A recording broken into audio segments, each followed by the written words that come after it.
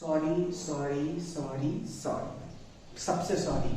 और खास तौर से मेरे जो रेगुलर बच्चे हैं जो देखते हैं वीडियो, उनसे सॉरी भाई, दिल से एकदम से सॉरी। मतलब कुछ रीजंस थे जिनकी वजह से मैं वीडियो नहीं बना पा रहा था 10th क्लास का। तो अब ऐसा नहीं होगा, आपको कंटिन्यू वीडियो मिलेंगे, ठीक है। और अगर अभी तक आपने अनसब्सक्राइब नहीं किया है मेरा चैनल तो आपसे सॉरी, और कर दिया है तो फिर मतलब आप समझ लीजिएगा मैं फोन करके आपसे सब्सक्राइब करवाऊंगा, ढूंढूंगा कि आप कहाँ हैं, किसने मेरा चैनल अनसब्सक्राइब किया है। चलिए, ये तो मजाक की बात थी, लेकिन सॉरी जो है वो दिल से कहा है। चलिए, तो आज हम लोग जो चैप्टर स्टार्ट करने वाले हैं वो इलेक्ट्रिसिटी है। हम उसका एक वीडियो बना चुके हैं और मुझे लगता है शायद 20-25 दिन हो गए होंगे उस वीडियो को बनाए, और सेकंड वीडियो में आज ला रहा हूँ, बहुत ज़्यादा लेट है ना। लेकिन अब ऐसा नहीं होगा, अब अल्टरनेट डेज में आपको वीडियोस मिलते रहेंगे। चलिए, और खास तौर से सॉरी उन बच्चों के लिए जिन्होंने मुझे फोन करके कहा कि सर आप 10th क्लास की वीडियोस क्यों नहीं बना रहे। जैसे हमारी एक बच्ची है जिसका नाम है खुशी गोस्वामी, एमवी कॉन्वेंट की बच्ची है, वो है, जोया है, और भी कई बच्चे हैं, सुधा है और भी हैं। तो इन सब लोगों ने बोला कि सर आप बना क्यों नहीं रहे हैं। तो हमने कहा नहीं, हम बनाएंगे, बहुत जल्दी बनाएंगे। तो बस उन सब से सॉरी, और अब हम वीडियोस पे काम करेंगे, ठीक है। तो चलिए अब स्टार्ट करते हैं चैप्टर को, बहुत ज्यादा पक जाएंगे वरना गर्मी तो बहुत है, देख रही है मक्खी। चलिए स्टार्ट करते हैं। तो सबसे पहले आज हम लोग जो पढ़ने जा रहे हैं वो है इलेक्ट्रिक करंट। क्या पढ़ेंगे हम लोग? Electric current. तो आइए स्टार्ट करते हैं electric current. Electric current, current क्या है? Electric current. इलेक्ट्रिक करंट का मतलब क्या होता है? इलेक्ट्रिक करंट क्या है?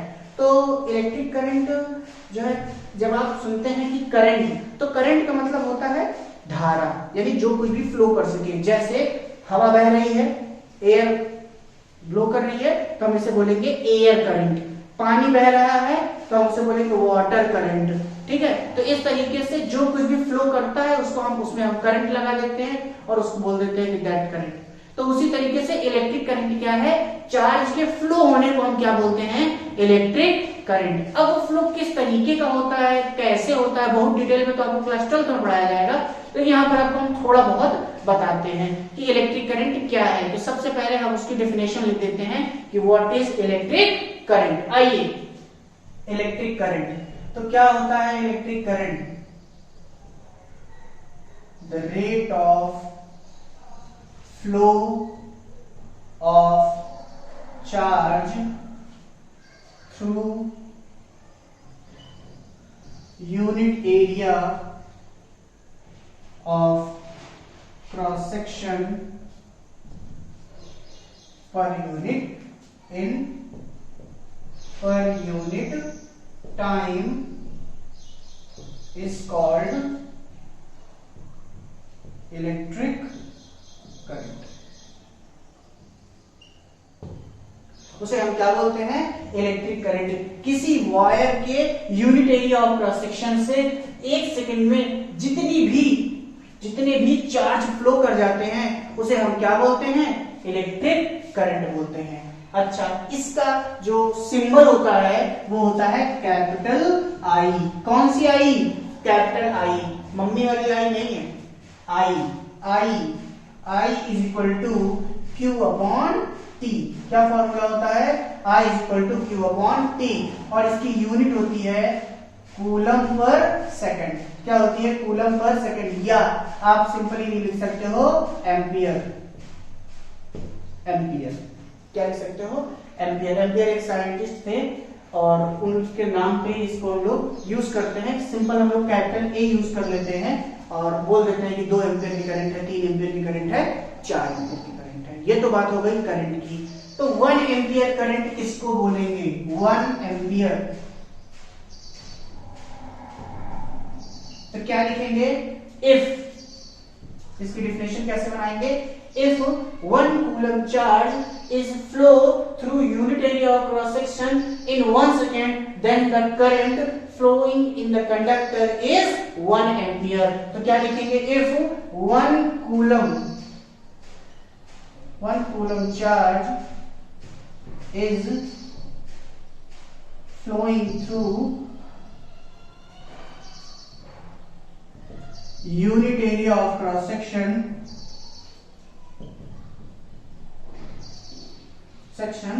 in 1 second, या unit area of cross section in per unit time, then the current is 1 ampere. जो इलेक्ट्रिक करंट होगी वो क्या होगी? 1 एम्पियर होगी। उस कंडीशन में हम क्या बोलेंगे कि करंट कितनी है? 1 एम्पियर है। ये तो हो गई करंट की बात। करंट को मेजर कैसे करते हैं? तो करंट को मेजर करने के लिए हमारे पास एक इंस्ट्रूमेंट है और जिसका नाम है एमीटर। क्या नाम है? Ammeter.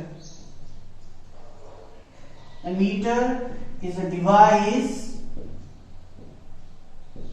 which is used to measure electric current.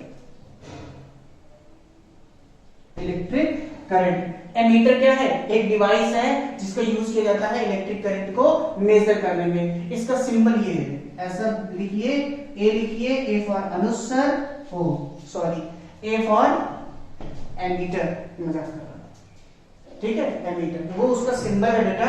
इसको हमेशा सीरीज में लगाते हैं। कहां लगाते हैं? सीरीज में लगाते हैं। It is always connected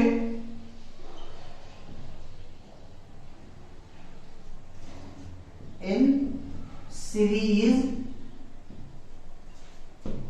with the circuit. Circuit में कहां लगाते हैं इसको? सीरीज में लगाते हैं। किसमें? सीरीज में। क्यों? क्योंकि सीरीज में जो करंट होती है वो सेम होती है, लेकिन पैरेलल में करंट चेंज हो जाती है। ये आपको इसके बाद वाले वीडियो में पता चलेगा कि किस तरीके से ये होता है, पर अभी के लिए आप याद कर लीजिए कि केवल जो एमीटर होगा उसको हम कहां लगाएंगे? सीरीज में लगाएंगे। याद रखिएगा, बहुत पूछता है। कहां लगाते हैं? सीरीज में लगाते हैं। और कौन सा डिवाइस यूज करते हैं?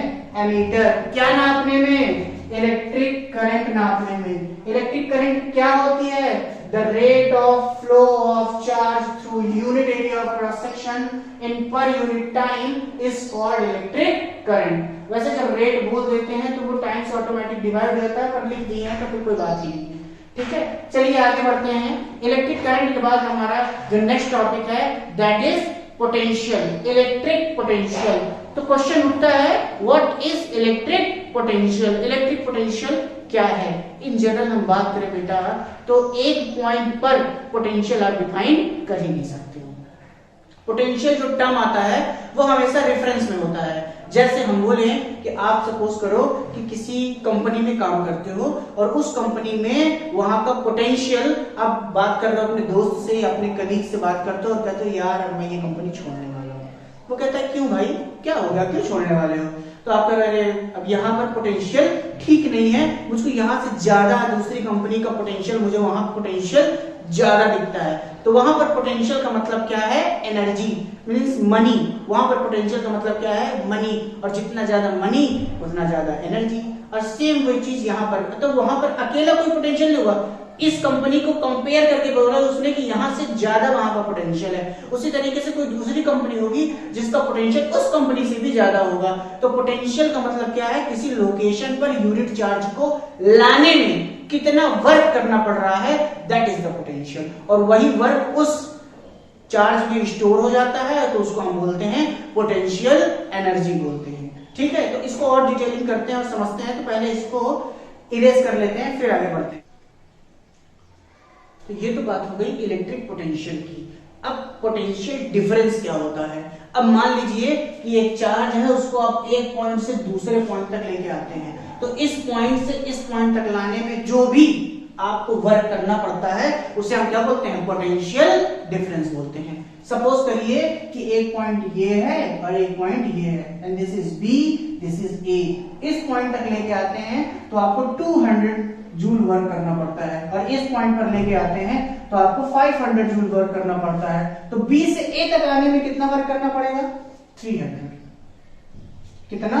300। तो ये 300 उसका क्या हो गया, पोटेंशियल एनर्जी। और इसी को अगर चार्ज से डिवाइड कर दे तो वो क्या हो जाएगा, ये पोटेंशियल डिफरेंस। तो इन जनरल अगर हम बात करें, मोटा मोटा समझे थोड़ा सा, तो पोटेंशियल का मतलब होता है कि किसी पर्टिकुलर लोकेशन पर जहां पर इलेक्ट्रिक फील्ड एग्जिस्ट कर रहा है वहां पर किसी चार्ज को लाने में कितना वर्क डन करना पड़ेगा, या उस चार्ज को जब लेके आएंगे तो कितनी एनर्जी उसके पास होगी। और वो एनर्जी कहां से आएगी, हम ही तो वर्क करेंगे, हम ही तो उसको एनर्जी देंगे। तो वही वर्क जो हम करेंगे वही को वो स्टोर कर लेगा, किसके फॉर्म में, इलेक्ट्रिक पोटेंशियल एनर्जी के फॉर्म में। ये तो बात हो गई इलेक्ट्रिक पोटेंशियल एनर्जी की। अब इसको लिख लेते हैं बेटा, what is electric potential.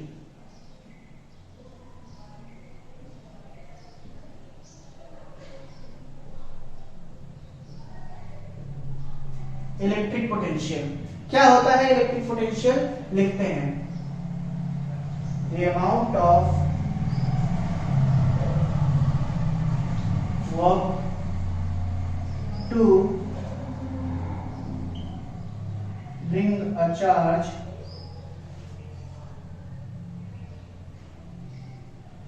From infinite distance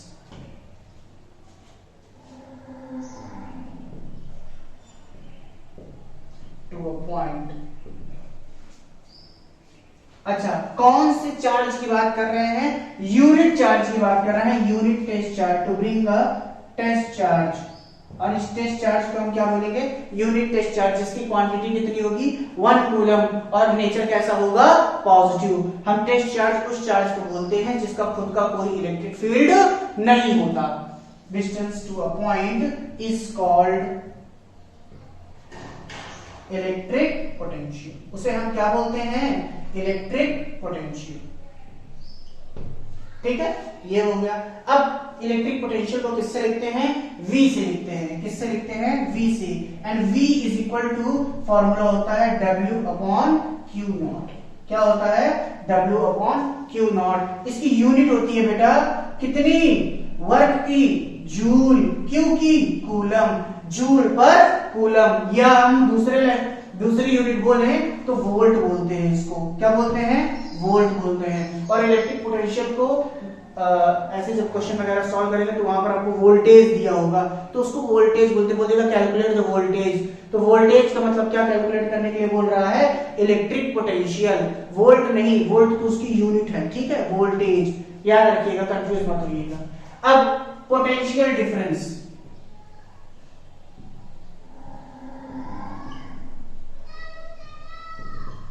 simple, the amount of work to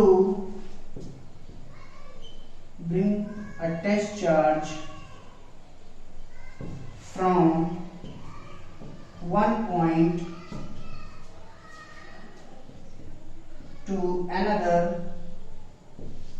is called electric potential difference. ठीक है, और इसको अगर हम मान लें कि हम B से A पे ला रहे हैं तो हम इसको लिखेंगे VAB, या इसको लिख देंगे VA माइनस VB, या इसको लिख देंगे WAB अपॉन Q नॉट। ये इसका सिंबल हो गया। तो पोटेंशियल डिफरेंस कुछ ज्यादा अलग नहीं है इससे। यहां पर भी हम कहां से ला रहे हैं, इनफाइनाइट डिस्टेंस से किसी एक फिक्स डिस्टेंस पे, किसी एक पॉइंट पे लेके आ रहे हैं। यहां पर क्या है, एक पॉइंट से दूसरे पॉइंट पर ला रहे हैं, तो ये पोटेंशियल डिफरेंस हो गया, और ये क्या हो गया, पोटेंशियल। अब हम जानते हैं कि हम कोई भी चार्ज हो उसको हम इनफाइनाइट से तो ला नहीं सकते हैं, तो जनरली जो भी हम कैलकुलेट करते हैं या मेजर करते हैं वो हम हमेशा क्या करते हैं, पोटेंशियल डिफरेंस मेजर करते हैं। अच्छा, 1 वोल्ट की अगर आपसे कोई डेफिनेशन पूछ ले तो आप क्या बोलोगे, क्या कहोगे कि 1 वोल्ट क्या होगा, if the amount of work done to bring a test charge from infinite distance to a point is 1 joule, then the potential is 1 volt। तो क्या बोलेंगे, 1 volt is the amount of नहीं ऐसे नहीं बोलेंगे, इसको हम लिख देते हैं। अच्छा, थोड़ा सा 1 volt क्या होगा, if the amount of work done to bring a test charge from one point to another is called, if the amount of work to bring a test charge from one point to another is 1 joule,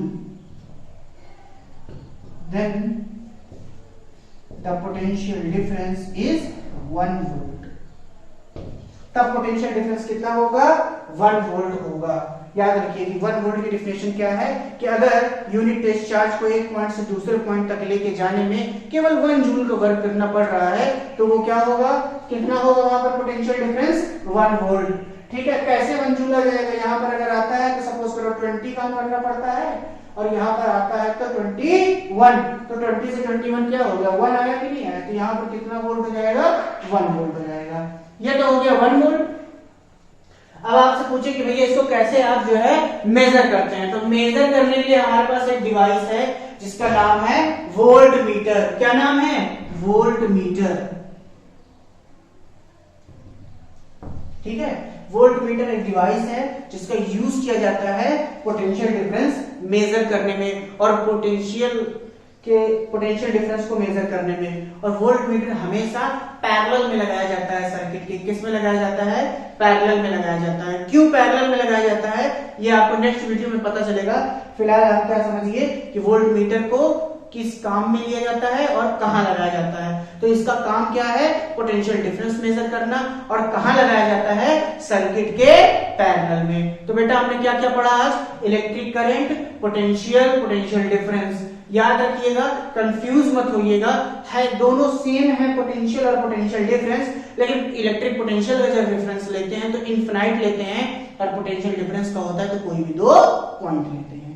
अब हम infinite लेते हैं तो यहां पर जो potential difference आएगा हम इनफिनाइट में क्या मानते हैं कि पोटेंशियल डिफरेंस क्या हो जाता है? 0 हो जाता है। क्यों 0 हो जाता है? क्योंकि अगर एक टेस्ट चार्ज प्लस यहां रखिए, एक प्लस यहां रखिए, तो प्लस वाला अगर टेस्ट चार्ज को रिपेल करेगा तो कितनी दूर रिपेल कर सकता है? जब तक उसका फोर्स उस पर लगने वाला 0 ना हो जाए। और वो कब 0 होगा? जब डिस्टेंस क्या हो जाएगी? इनफाइनाइट। इसीलिए इनफाइनाइट पे पोटेंशियल क्या माना जाता है? ये हो गया आपका पोटेंशियल डिफरेंस। इलेक्ट्रिक करंट में 1 एम्पियर, उसको कैसे मेजर करते हैं, पोटेंशियल डिफरेंस कैसे मेजर करते हैं और सारी चीजें। अब पढ़ने जा रहे हैं ओम्स लॉ। बड़ा इंपॉर्टेंट है, बोर्ड में बहुत आता है। क्वेश्चन जितने हैं वो सारे के सारे इसी फॉर्मूले में। इलेक्ट्रिसिटी में मोस्ट ऑफ द क्वेश्चन जो है V = IR पर ही हैं, तो बहुत ध्यान से देखिएगा कि ओम्स लॉ क्या है। ओम एक साइंटिस्ट थे, उन्होंने बताया कि अगर कोई वायर है, क्या है? वायर है, और उस वायर में हम जो पोटेंशियल डिफरेंस क्रिएट करते हैं वो पोटेंशियल डिफरेंस उसमें फ्लो होने वाली करंट के डायरेक्टली प्रोपोर्शनल होता है। मतलब जितना ज्यादा आप पोटेंशियल लगाओगे उतना ज्यादा उसमें करंट इंक्रीज होती जाएगी, या जितना कम करोगे पोटेंशियल उतना कम उसमें करंट हो जाएगी।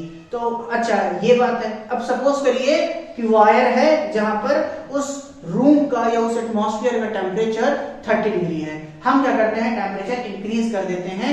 तो क्या होगा? इंक्रीज करने पे इलेक्ट्रॉन्स की मोबिलिटी बढ़ जाएगी, जिसकी वजह से इलेक्ट्रॉन्स के बीच में कॉलिजन बढ़ जाएगा। टक्कर, कॉलिजन का मतलब टक्कर बढ़ जाएगी, जिसकी वजह से उसका रेजिस्टेंस इंक्रीज कर जाएगा।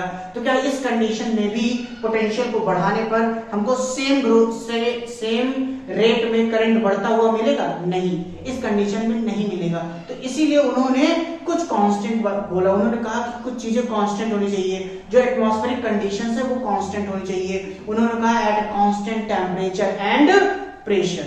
At constant temperature and pressure, temperature और प्रेशर क्या हो? कांस्टेंट। तो पोटेंशियल डिफरेंस जितना लगाओगे उसी के प्रोपोर्शनल में करंट बढ़ेगी, और जितना घटाओगे उसी के प्रोपोर्शनल में घटेगी। तो चलिए इसको लिख लेते हैं, ओम्स लॉ। क्या नाम है? Ohm's law. डिजाइन बन गया ना पूरा एकदम। क्या है ये? At constant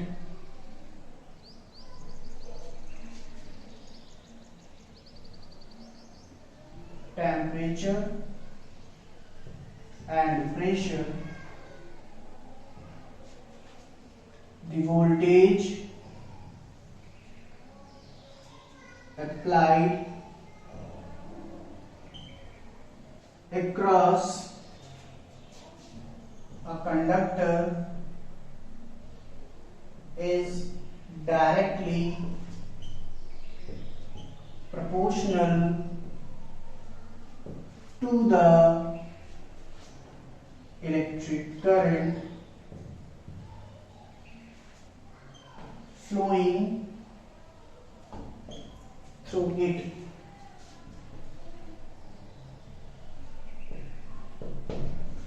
At constant temperature and pressure, the voltage applied across a conductor is directly proportional to the electric current flowing through it. जो करंट है वो प्रोपोर्शनल होगी किसके? वोल्टेज की, जो भी उसमें वोल्टेज अप्लाई होगा।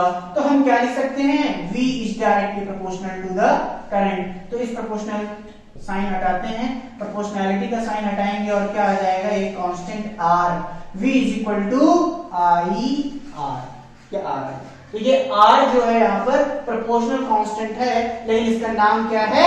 रेजिस्टेंस। क्या है R? Where small capital R is resistance of wire or a conductor, insulator, सब में होता है रेजिस्टेंस।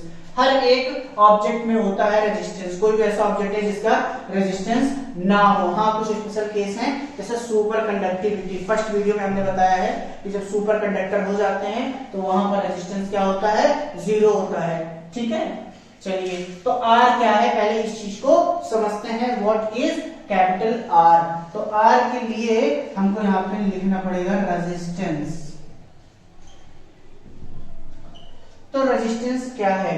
हर एक बॉडी के अंदर रेजिस्टेंस होता है। हर एक बॉडी के अंदर हम एक तरीके से बोले तो इनर्शिया होता है। क्या होता है? इनर्शिया। ये भी एक तरीके का रेजिस्टेंस है। अपोजिशन, किसी भी चीज को अपोज करने की ताकत। उसी तरीके से जो वायर होती है वो भी क्या करती है? अपोज करने से, वो फ्लो करने से मना करती है। क्या फ्लो करने से मना करती है? चार्ज के फ्लो होने को मना करती है। कहती है हम फ्लो नहीं होने देंगे। तो वो जो मना करती है वो क्यों मना करती है? क्योंकि उसके पास क्या होता है? रेजिस्टेंस होता है। क्या होता है? रेजिस्टेंस। और ये रेजिस्टेंस उसको क्या करता है?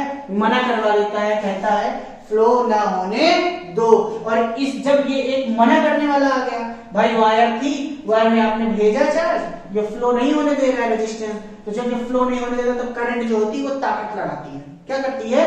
ताकत लगाती है। तो यानी एनर्जी वेस्ट करती है। और वही जो एनर्जी का वेस्टेज है, जो एनर्जी को लॉस कर दे रही है, वही वायर क्या करता है? स्टोर कर लेता है और धीरे धीरे धीरे धीरे गर्म होने लगता है। इसीलिए वायर जो है वो क्या हो जाता है? हीटअप हो जाता है। जब उसमें कई काफी देर तक आप करंट को फ्लो कराइए। और इसे हम क्या बोलते हैं? Heating effect of electric current. क्या बोलते हैं? Heating effect of electric current. पढ़ेंगे, इलेक्ट्रिसिटी चैप्टर में पढ़ेंगे। यहां पर आ गया तो हमने बता दिया। तो रेजिस्टेंस क्या है? Resistance, the resistance is a property of a substance due to which it opposes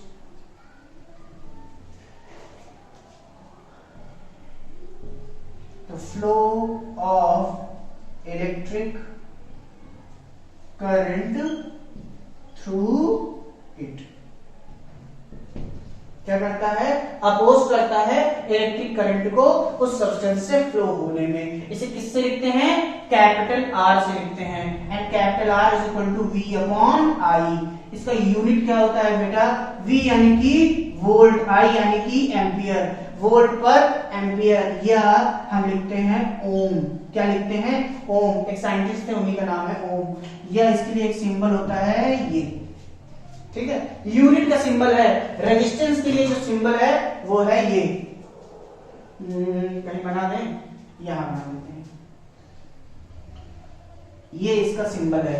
यहां ये इस तरीके से जब रहेगा, ये क्या है? वायर है, और ये क्या है? कोई रेजिस्टेंस है। ठीक है, तो इसको क्या बोलेंगे? रेजिस्टेंस। ये क्या शो करेगा? रेजिस्टेंस। और इसका नाम क्या है? रेजिस्टर। क्या लगा है? रेजिस्टर। क्या शो करेगा? रेजिस्टेंस। ये हो गया कांस्टेंट रजिस्टर, और ये क्या हो गया, वेरिएबल, यानी जिसको आप चेंज कर सको। कभी गलती से लैब में घुस गए, अगर कोरोना खत्म हो गया और उसके पहले अगर तुम लैब में घुसोगे तो एक डिवाइस होगा जिसको बोलते हैं रियोस्टेट। क्या बोलते हैं, रियोस्टेट। या एक होगा POB box, post office box बोलते हैं उसको, वो उसमें भी ऐसा एक घुमा के इस तरीके से पीतल की कुंजियां होती, कीज होती हैं, तो जितना की आप निकाल लोगे वो सर्किट ऐड हो जाता है, और वहां से क्या होता है, उतना ओम रेजिस्टेंस जो होगा वो सर्किट में ऐड हो जाएगा। तो इस तरीके से हम क्या करते हैं, रेजिस्टेंस जो है वो कैलकुलेट करते हैं या देखते हैं। तो ये तो बात हो गई रेजिस्टेंस की। तो रेजिस्टेंस क्या है, प्रॉपर्टी है, और रजिस्टर क्या है, जिसके अंदर ये प्रॉपर्टी है। वायर क्या है, रजिस्टर, उसके अंदर ये प्रॉपर्टी है, कौन सी, रेजिस्टेंस। तो रेजिस्टेंस क्या है, the resistance is a property of a substance due to which it oppose the flow of electric current through it. क्या करता है ये, इलेक्ट्रिक करंट के फ्लो का अपोज करता है। आइए आगे बढ़ते हैं, इसको और थोड़ा सा डिटेल में समझते हैं कि what is the real meaning of the resistance. तो ये तो हो गया रेजिस्टेंस। अब देखते हैं कि रेजिस्टेंस किस तरीके से होता है। तो होता क्या है कि ये हम एक वायर का एक क्रॉस सेक्शन बना रहे हैं, इसमें ये क्या है, इलेक्ट्रॉन्स। कौन से, फ्री इलेक्ट्रॉन्स, इस तरीके से ये सब चल रहे हैं, जा रहे हैं। भीड़ बहुत है, भीड़ बहुत है, एक ही डायरेक्शन में जाएंगे, इधर प्लस इधर माइनस, ये जा रहे हैं। अब क्या होगा, जब इधर से इधर जाएंगे तो इधर से इधर जब ये जाते हैं तो देखिए ये नंबर बहुत ज्यादा है। कितना होता है, 10 की पावर 23, मतलब आप सोच नहीं सकते हैं कितना। 1 मीटर क्यूब वॉल्यूम में फ्री इलेक्ट्रॉन्स 10 की पावर 23, कितनी ज्यादा भीड़ है। और ये भीड़ क्या कर, जैसे एनर्जी लेके निकलते टक्कर हो जाती है, कॉलिजन हो जाता है, और जैसे ही टक्कर होगी कुछ एनर्जी रिलीज कर देंगे, और वो एनर्जी जब रिलीज करेंगे तो वो कौन एब्जॉर्ब कर लेगा, कंडक्टिंग मटेरियल, ये जो भी मटेरियल है वो एब्जॉर्ब कर लेगा, और ये धीरे धीरे धीरे धीरे गर्म होता जाएगा। यानी जितनी ज्यादा टक्कर होगी, जितना ज्यादा कॉलिजन होगा, उतना ज्यादा एनर्जी ये क्या कर लेगा, एब्जॉर्ब कर लेगा, उतना ज्यादा ये गर्म हो जाएगा। और इसी टक्कर होने को ही जितनी ज्यादा टक्कर होगी उतना ज्यादा टाइम लगेगा इलेक्ट्रिक करंट को फ्लो होने में, और हम क्या बोलते हैं कि उतना ज्यादा इसका क्या है, रेजिस्टेंस है। समझ में आ रहा है कि क्या है रेजिस्टेंस, तो ये है रेजिस्टेंस। अच्छा, याद रखिए कि जो डायरेक्शन होती है इलेक्ट्रिक करंट की वो हमेशा होती है पॉजिटिव टू नेगेटिव, लेकिन हम लिख देते हैं नोट में, ये बात वहां बताना भूल गए थे, यहां बता देते हैं, अभी ध्यान आ गया। Note, the direction of electric current,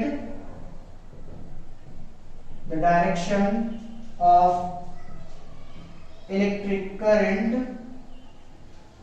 is from positive to negative, and the direction of flow of free electron is from negative to positive। याद रखिए, ठीक है। इसको, इस जो पॉजिटिव टू नेगेटिव चल रही है इसको कन्वेंशनल करंट भी बोलते हैं, और इसको क्या बोलते हैं, इलेक्ट्रिक करंट भी बोलते हैं। तो याद रखिएगा, कन्वेंशनल करंट की जो डायरेक्शन होती है वो कहां होती है, पॉजिटिव टू नेगेटिव होती है, याद रखिए। चलिए अब रेजिस्टेंस की बात करते हैं। अब क्या हो कि अगर हम इसका टेम्परेचर इंक्रीज कर दें, मान लें कि जहां पर वायर है जिस एटमॉस्फेयर में है उसका टेम्परेचर इंक्रीज हो, गर्मी आ गई, क्या आ गई, गर्मी आ गई, टेम्परेचर इंक्रीज हो गया, इन सबके पास एनर्जी ज्यादा हो जाएगी। कौन सी एनर्जी ज्यादा हो जाएगी, and that is thermal energy. Thermal energy ज्यादा हो गई, जितनी ज्यादा थर्मल एनर्जी होगी उतनी ज्यादा इनमें कॉलिजन होता जाएगा, टक्कर होगी, और जितना ज्यादा टक्कर होगी उतना ज्यादा रेजिस्टेंस बढ़ेगा, क्योंकि उतना देर में इलेक्ट्रिक करंट फ्लो होगी, तो क्या होगा, रेजिस्टेंस बढ़ गया। तो याद रखिए कि टेम्परेचर इंक्रीज करने से कंडक्टर में रेजिस्टेंस इंक्रीज होता है। नोट नंबर 2, ये है नोट नंबर 1। क्या होगा, on increasing the temperature the resistance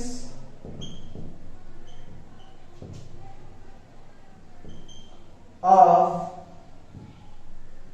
conductor increases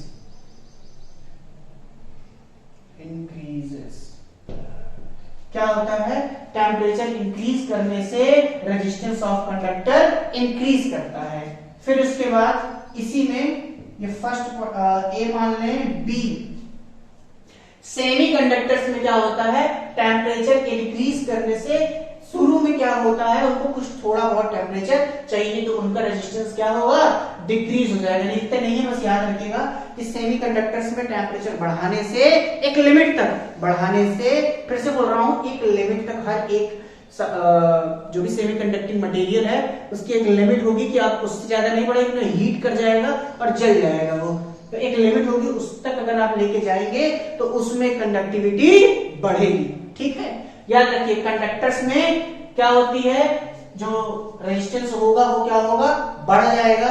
insulators में कोई फर्क नहीं पड़ेगा बहुत ज्यादा, लेकिन हाँ कुछ ऐसे हैं जिनमें आप थोड़ा बहुत अगर कर दोगे, इंक्रीज कर दोगे तो थोड़ी बहुत कंडक्टिविटी शो करेंगे। लेकिन सेमीकंडक्टर्स में क्या है, टेम्परेचर इंक्रीज करने पे कंडक्टिविटी बढ़ जाती है, मींस रेजिस्टेंस कम हो जाता है। ओके, ये हो गया। अब फैक्टर्स डिपेंडिंग, ये छोड़िए। अच्छा देखिए, अब अगली बात, रेजिस्टेंस किन किन बातों पे डिपेंड करता है। बेटा देखिए कि अगर हम देखें factors on which resistance of a wire depends, तो किन किन बातों पे डिपेंड करता है resistance? First, on increasing the length of wire resistance increases। कैसे?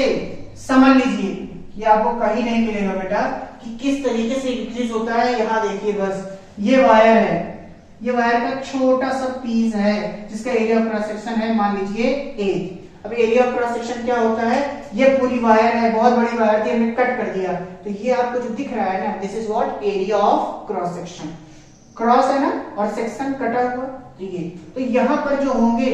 अब ये बताइए कि इलेक्ट्रॉन्स अभी उनको इतना छोटा सा, इतनी छोटी सी लेंथ चलनी है, तो मान लीजिए यहां से यहां तक जाने में 100 टक्कर हो रही है, पर अगर आपने लेंथ को बड़ी कर दिया तो यहां से यहां तक जाने में 400 टक्कर हो रही है। तो जब टक्कर बढ़ गई, नंबर ऑफ कॉलिजन्स इंक्रीज कर गया, तो रेजिस्टेंस का क्या होगा? रेजिस्टेंस भी इंक्रीज कर जाएगा, यानी कि लेंथ बढ़ाने पे रेजिस्टेंस बढ़ जाता है। फिर से बोल रहा हूं कि पहले मान लीजिए छोटी लेंथ थी और इलेक्ट्रॉन को यहां से यहां तक जाने में कम कुछ टक्कर करनी पड़ती थी, सपोज 100, पर जब वो यहां से यहां जाता है तो उसको 400 टक्कर करनी पड़ती है।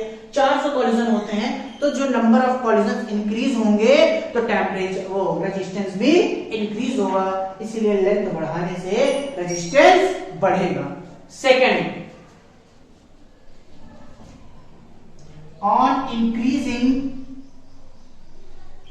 The area of cross section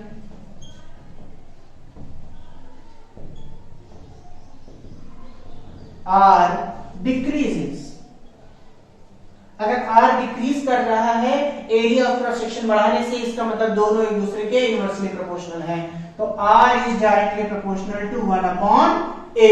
यानी पहले वायर क्या था, एक एरिया का था, अब हमने क्या कर दिया, इतने से जा रहे थे, पहले बहुत भीड़ थी, टक्कर हो जा रही थी, हमने क्या किया, इसका एरिया ऑफ क्रॉस सेक्शन बड़ा कर दिया, तो इनको निकलने के लिए जगह क्या हो गई, ज्यादा हो गई, तो कॉलिजन क्या होंगे, कम हो जाएंगे, भीड़ कम हो जाएगी। जब कॉलिजन कम हो जाएंगे तो उसका रेजिस्टेंस क्या हो जाएगा, कम हो जाएगा, यानी एरिया ऑफ क्रॉस सेक्शन बढ़ाने से रेजिस्टेंस कम होता है।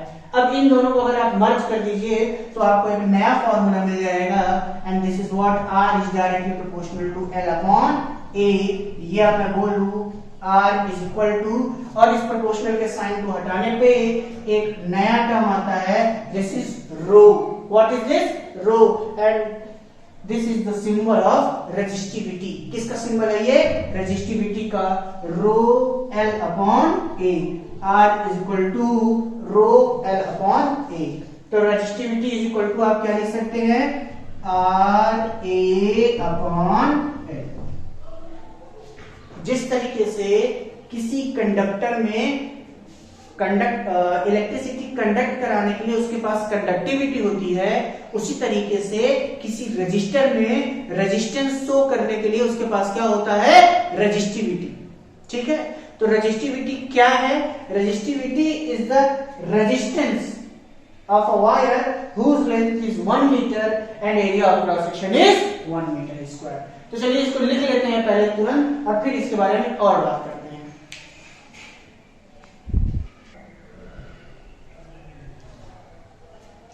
ये क्या हो गया? Rho. Rho is equal to R A upon L, and rho is what? Resistivity. आइए इसकी डेफिनेशन लिखते हैं। रेजिस्टिविटी क्या है? It is the resistance of a wire whose length is 1 meter and area of cross section is 1 meter square। It is the resistance of a wire whose length is 1 meter and area of cross section is 1 meter square। यानी कि आप लिख सकते हो rho is equal to R if L is 1 metre and area of cross section is 1 metre square. So this is resistivity. तो resistivity का unit क्या होता है? Rho is equal to R A upon L. R का होता है ohm, metre square upon metre is metre. तो क्या आ गई इसकी यूनिट? ओम मीटर। क्या आ गई? ओम मीटर। तो ये तो बात हो गई इसके रेजिस्टिविटी की। इसी तरीके से एक टर्म आता है कंडक्टिविटी। एंड कंडक्टिविटी क्या होता है? Conductivity is the reciprocal of resistivity. Conductivity क्या होता है? Reciprocal of resistivity. उसे सिग्मा से लिखते हैं।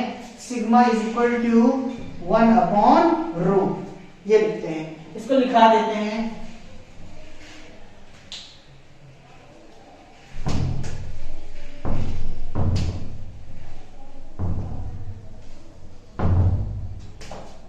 देखिए कंडक्टिविटी